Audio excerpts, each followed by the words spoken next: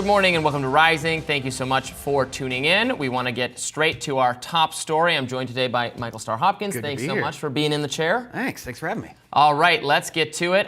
Former House Speaker Nancy Pelosi equivocated, in my opinion, that's how I would describe it, when asked about Joe Biden continuing to run for re-election. Let's listen to her interview this morning on MSNBC. Does he have your support to be the head of the Democratic ticket? As long as the president it's up to the president to decide if he is going to run. We're all encouraging him to make that decision because time is running short. I think overwhelming support of the caucus. It's not for me to say. I'm not the head of the caucus anymore, but he's beloved. He is respected, and people want him to make that decision, not me. He has said he has made the decision. He has said firmly this week he is going to run. Do you want him to run? I want him to do whatever he decides to do, and that's the way it is. Whatever he decides, we go with. And then she went on to say that we should give him some breathing room this week and wait for the NATO summit to be over before having more conversations in this regard. I'm listening to this and going, you're saying he should make the decision and you stand by his decision. He has made the decision. The decision is made. He made it when he decided to run for re-election, and then he's made it again repeatedly in the wake of these calls for him to step aside. He has said defiantly that only the Lord Almighty could force him from this race. So what do you think, what is she talking about here? Yeah, I mean, this is kind of the conversation that we're seeing across the Democrats right now, whether it's on the Hill or the campaign. There's this private conversation, which is, I don't think Joe Biden should be running anymore. It doesn't look like he's strong enough to run. But publicly, there's this doubling down on Joe Biden's our guy. We're seeing it from progressives. You know, it's... So here's... maybe how I'm supposed to read this is she's saying, yeah, he gets to make that decision. Okay, again, the decision is made. Is she saying in a kind of, like, I'm thinking of, like, The Sopranos, which is one of my favorite television shows, when Tony tells one of his top guys, Ralph, that Ralph gets to make the decision about whether they whack this kid who screwed up. And Ralph's like, you know, I really want to do whatever you want to do here, Tony. And Tony's like, no, I said you get to make your the decision. Even though Tony clearly wants him, absolutely thinks he needs to whack the guy. But he won't say that. He's saying, nope, I stand by your decision. Is that what we're getting at? Like, what she really wants is him to step aside. Yeah. And so instead of saying, I think that, she's saying he should make the decision, and then, like, in between the lines, and the decision is he should step aside. Yeah, well, I think what we're really seeing is a lack of political courage among Democrats. Look, I love Joe Biden. I think he's a good man. I think he's done a good job as a first term. But we all saw that debate, and the debate wasn't an isolated incident. I mean, there has been a lead up for months of what we saw at the debate prior. And so I think what you're seeing when Pelosi kind of equivocates and says that maybe he should go, but it's up to him. We all know what needs to happen. Like Joe Biden, it's gonna be tough. But right, we know what needs to happen, but it's not. I don't think it's going to happen. It's very Trumpian. I mean, if you think about the Access Hollywood tape and how there were multiple Republicans calling for him to step aside, and he just refused to do it. They could do nothing. They could do nothing. And he was on the other foot now. Yeah, I mean, he's got the party kind of hostage. Yeah.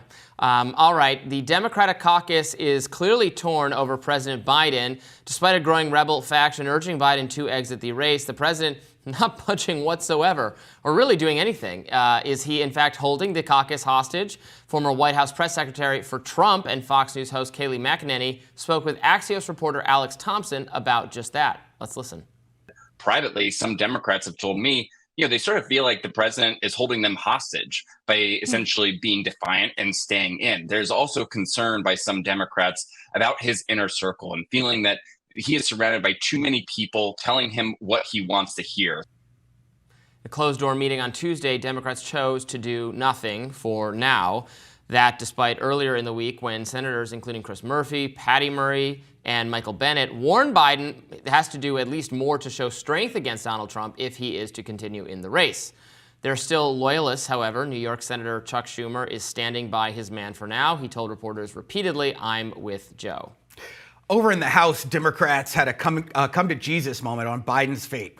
Despite earlier cries that Joe had to go, that effort appears to be crumbling. According to a report in Axios, instead of a resolution, there were tears in the meeting. Some lawmakers described the meeting as tense, and others said that, quote, there were actual tears from people and not for Biden. Tears. These are the tears of unfathomable sadness, delicious, delicious tears. I mean, to take a South Park phrase. Yeah, right, a little Eric Cartman. Yeah. When you look at the polling, you really have to wonder when Democrats are going to make that move. I mean, polling came out yesterday.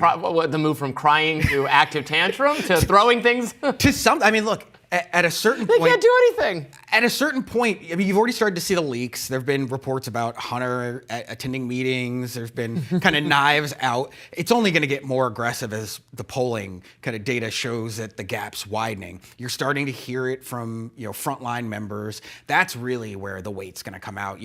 There's a poll that came out. It showed in Wisconsin, Biden's underperforming by 12 points. If we can't win Wisconsin, there is no path to reelection. That's what it looks like, but there's no path to re-election for Biden if he's not running for re-election. So he's going to do it. The Democrats turning on him. So it's been interesting to watch. So far, he's having more trouble with what we would describe, I believe, as sort of more centrist and moderate Democrats.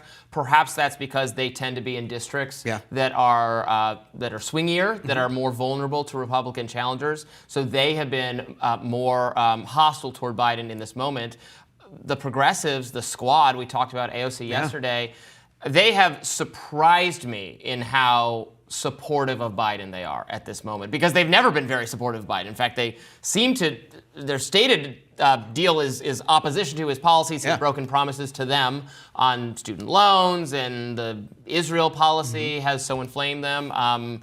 These are not policies that I agree with them on, but it's what's important to them, and Biden has not been with them on them. But there's been AOC didn't call for him to get out. No, AOC doubled down and said that she's for the president. Congresswoman Omar said she's for the president. The Washington Post had an interesting article today that talked about kind of behind the scenes in the squad. And the squad's rationale for doubling down on Biden appears to be that they believe in the next term, should he have a re-election, that his agenda would really be focused on kind of the things that they want. I don't believe they believe that. I don't believe that. So how could they believe that?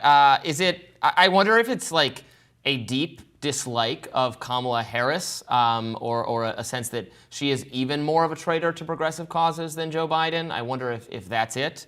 I don't know. It's interesting because they put her in a really awkward position, because on one hand, she would be the presumptive nominee should he step aside. Of course. But on the other hand, every day when they give comments saying that there's no one else that can beat Trump, that there's no one else better positioned for this, it's a knock on her, and it knocks her chances should he step aside, or down the line should something happen and he be incapacitated. All right, we'll have much more of that to discuss on Rising Today. Stay tuned.